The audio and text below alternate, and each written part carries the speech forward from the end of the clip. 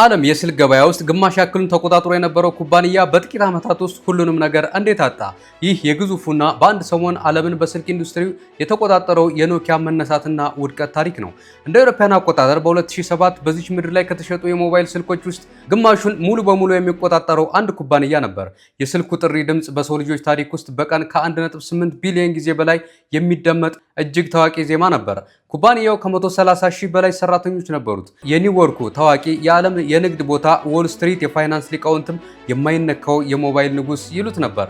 ከ6 ዓመታት በኋላ ግን ይህ ግዙፍ ኩባንያ ሙሉ የሞባይል ስልክ ቢዝነሱን ቀደም ሲል በሩብ ዓመት ውስጥ ያገኝ በማያክል አነስተኛ ዋጋ ኩባንያውን ሸጠ። ይህ ታሪክ ዘመናዊውን የሞባይል ስልክ ኢንዱስትሪ ስለገነባውና በመጨረሻም በሌሎች ኩባንያዎች ከጨዋታ ውጪ ስለሆነው ስለ ኖኪያ የስልክ ኩባንያ ይሆናል። ኖኪያ ስራውን የጀመረው እንደ ስልክ አምራች ኩባንያ አልነበረም። በ1980ዎቹ በፊንላንድ በኖኪያ ካንቪርታ ወንዝ ዳርቻ ላይ የተቋቋመ የወረቀት ፋብሪካ ነበር። ቆየት ብሎ ደግሞ ወደ ጎማ ጫማዎች፣ የመኪና ጎማዎችና የቴሌቪዥን ዕቃዎች ማምረቻ ተሸጋገረ። ከአንድ ክፍለ ዘመን በላይ በኢሮፕ ውስጥ ከሚገኙ በደርዘን የሚቆጠሩ ተራ የፋብሪካ ስብስብ ኩባንያዎች አንዱ ነበር። ይህ ታላቅ ውህደት በ1980ዎቹ ወደ ሌላ ድርጅት ተዛወረ። የኖኪያ አመራሮች በወቅቱ በኢሮፕ ውስጥ ማንም ሰው ሊወስደው ያልደፈረውን ትልቅ የቢዝነስ ሪስክ ወይም ደግሞ አደጋ ለመውሰድ ወሰኑ። ውሳኔያቸውም በሚቀጥለው ዘመን የሚቆጣጠረው ወረቀት ወይም ደግሞ ጎማ ሳይሆን የሞባይል መገናኛ ቴክኖሎጂ ነው የሚል ነበር። በ1990ዎቹ ውስጥ የወሰዱት የቢዝነስ ሪስክ ፍሬ ማፍራት ጀመረ። እናም የኖኪያ ስልኮች ለገበያ መውጣት ጀመሩ። ግን የኖኪያ ስልኮች ለአገልግሎት ብቻ የሚውሉ አልነበሩም። የሰዎችን ቀልብ የሚገዙ፣ ሁሉም ሰው ሊይዛቸው የሚፈልግ አይነት ተፈላጊ ሆኑ። ባለቀለም ከቨሮች፣ ልዩ የስልክ ጥሪዎችና ስኔክ የተባለው ጌማቸው ኖኪያን ከስልኩ ጥንካሬ ባሻገር ተወዳጅ አደረገው። በጊዜው ኖኪያ ተፎካካሪዎቹ ያልተረዱትን አንድ ምስጢር ተረድቷል። ስልክ ተራ የመገናኛ መሳሪያ ብቻ ሳይሆን የሰው ልጅ የግል ማንነት መገለጫ እንደሆነ ያምኑ ነበር ኖኪያዎች። በመቀጠልም በኖኪያ የታሪክ አብዮት ትልቅ የሆነው ይህ ስልክ ማለትም 3310 የተባለው ስልክ እንደ አውሮፓውያን አቆጣጠር በ2000 ገበያ ላይ ውሎ ከ126 ሚሊዮን በላይ ዩኒቶች ተሸጠ። አለመሰበሩና አለመበላሸቱ በታሪክ ውስጥ እንደ ትልቅ ተአምር ይወራለት ነበር ይህ ስልክ ማለት ነው። ቆይቶ ደግሞ በ2007 ኖኪያ በዓለም አቀፍ ደረጃ 50% የሚሆነውን የሞባይል ስልክ ገበያ ሙሉ በሙሉ ተቆጣጠረ። በፈረንጆች ጃንዋሪ 2007 አፕል የመጀመሪያውን አይፎን አስተዋወቀ።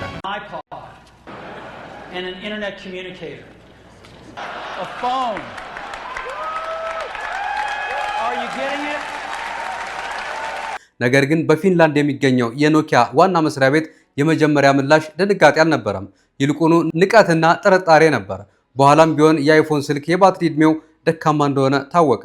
ዋጋው ደግሞ ከኖኪያ ስታንዳርድ እጅግ የተጋነነ ነበር። ይህም ለኖኪያ አምራቾች ይበልጥ አስደሳች ዜና ሆነ። በዋናነት ኖኪያ ያሰበው ኪቦርድ ያላቸውን በተን ስልኮች በፍጹም ሰዎች እንደማይተዉ ነው። የኖኪያ ኢንጂነሮች ከዓመታት በፊት የተች ስክሪን ስልኮችን ሞዴል ሰርተው የነበረ ቢሆንም ደንበኞቻቸው የኪቦርድ በተን ስልኮችን መተው አይፈልጉም በሚል እምነት ፕሮጀክቱን ሊዘጉት ችለዋል እንጂ ልክ እንደ አይፎን የተች ስክሪን ስልኮች ለማምረት ቀድሞውኑ ኖኪያዎች ጀምረውት ነበር። የኖኪያ አስተሳሰብ በራሱ ስህተት አልነበረም። ምክንያቱም ላለፉት 20 ዓመታት ትክክል በመሆናቸው የተገነባ ትዕቢት ነበር። የእነሱ ኦፕሬቲንግ ሲስተም ሲምቢያን በምድር ላይ ካሉ ከማንኛውም ሶፍትዌሮች በላይ በቢሊዮኖች የሚቆጠሩ ስልኮች ላይ ይሰራ ነበር። ታዲያ እስካሁን ያሸነፍንበት ቀመር ለምን እንቀይረዋለን የሚል እምነት አላቸው። ቢሆንም ግን አይፎን እየተፎካከረ የነበረው በስልኩ ብረትና ዕቃ ወይም ደግሞ ሃርድዌር ላይ አልነበረም። እየተፎካከረ የነበረው በአንድ አዲስ ህሳቤ ነበር። ስልክ ማለት ራሱን የቻለ መድረክ ሊሆን ይችላል የሚል ነው። በዚህም ትልቅና ድንቅ መፎክሩ የተነሳ አፕል በ2008 አፕ ስቶርን ከፈተ። በአንድ ዓመት ውስጥም በሺዎች የሚቆጠሩ መተግበሪያዎች ወይም ደግሞ አፕሊኬሽኖች ተሞላ። በሌላ በኩል ደግሞ ሌላ የሩቅ ምስራቅ ግዙፍ ኩባንያ አደጋውን ቀድሞ ተረድቶት ነበር። ሳምሰንግ ካምፓኒ። ሳምሰንግ ቀድሞውኑ የኪቦርድ በተን ያላቸውን ስልኮች ሲያመርት የነበረ ቢሆንም አፕል ባመጣው ተች ስክሪን ግን ደንግጦ ነበር። ቢሆንም ግን ሳምሰንግ ከአፕል በተለየ መንገድ ነበር ጨዋታውን የተቀላቀለው። እንደ አፕል የራሱን ኦፕሬቲንግ ሲስተም ከባዶ ከመገንባት ይልቅ ጎግል ያዘጋጀውን ነፃና ክፍት የሆነውን አንድሮይድ ኦፕሬቲንግ ሲስተም ሙሉ በሙሉ ተቀላቀለ። ሳምሰንግ አንድ ነገር በደንብ ተገንዝቦ ነበር። የወደፊቱ ውድድር የሶፍትዌርና የመተግበሪያዎች እንደሆነ ተገንዝቧል። እናም ሳምሰንግ በከፍተኛ ፍጥነት የሃርድዌር ማምረት አቅሙን በመጠቀም በየደረጃው ላሉ ደንበኞች የአንድሮይድ ስልኮችን ማምረት ጀመረ። ኖኪያ ሲምቢያን ሶፍትዌሩን ለማስተካከል ሲታገል፣ ሳምሰንግ እና አፕል የዲጂታል ዓለሙን አዲሱን ግዛት ተቀራመጡት። በሴፕቴምበር 2010 ኖኪያ በታሪክ ለመጀመሪያ ጊዜ ፊንላንዳዊ ያልሆነ አዲስ ዋና ስራ አስፈጻሚ ሾመ። ይህም ሰው ስቴፈን ኤሎፕ ይባላል።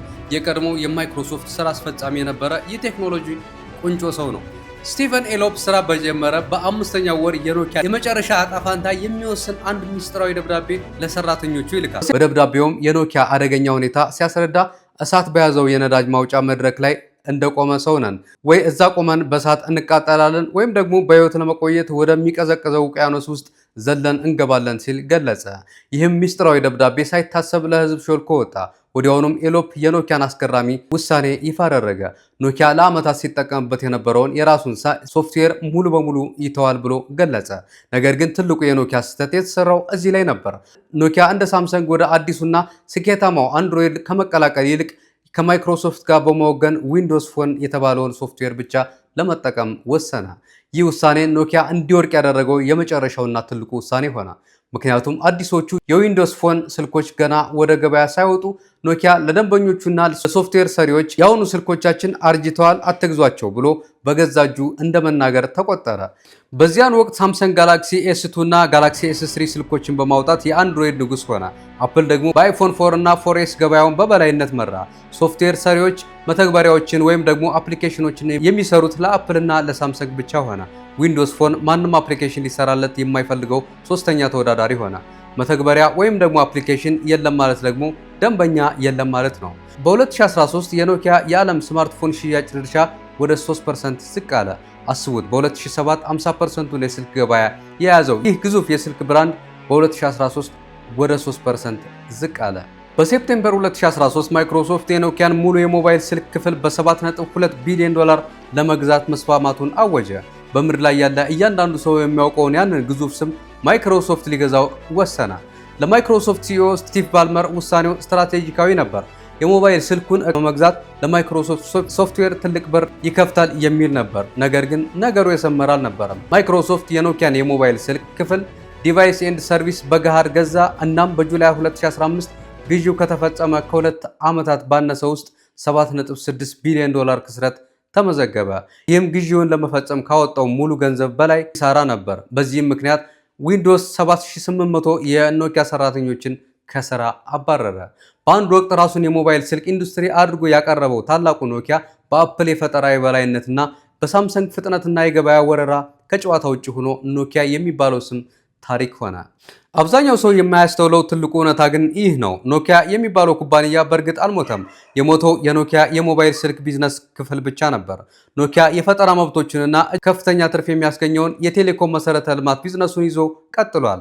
ዛሬ ኖኪያ በዓለም አቀፍ ደረጃ የ5G ኔትወርክ ግንባታ ላይ ከግዙፎቹና ቀዳሚዎቹ አንዱ ነው። ዛሬ ኤችኤምዲ ግሎባል የተባለ ኩባንያ የኖኪያን ብራንድ በመከራየት አዳዲስ የአንድሮይድ ስልኮችን ያመርታል። ነገር ግን ገበያው አሁን ሙሉ በሙሉ በሁለቱ ግዙፋን ማለትም በአፕልና በሳምሰንግ እንዲሁም ደግሞ በቻይናዎቹ ኩባንያዎች የተያዘ ነው።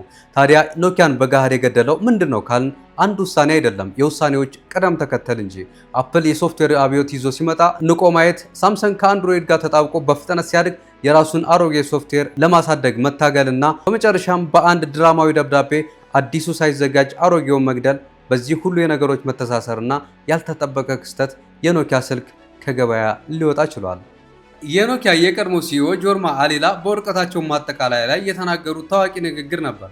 እኛ ምንም አይነት ስህተት አልሰራንም፣ ነገር ግን የሆነው ሆኖ ተሸነፍን በማለት ቃላቸውን ሰጡ። ነገር ግን እውነታው ሌላ ነበር። የኖኪያ ውድቀት አዲስ ነገር መፍጠር ስላቆመ አልነበረም። የወደቀው ራሱ በሰራው ሳጥን ውስጥ ብቻ አዲስ ነገር ለመፍጠር መታገሉ ነበር።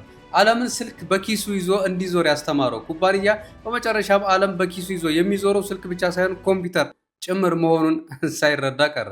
የዛሬ ቪዲዮአችን ይሄን ይመስል ነበር። በሌላ ምርጥ ቪዲዮ እስክመለስ ሰብስክራይብ በማድረግ ቤተሰብ ሁኑ። እንዲሁም ደግሞ ቪዲዮውን ላይክ አድርጉ።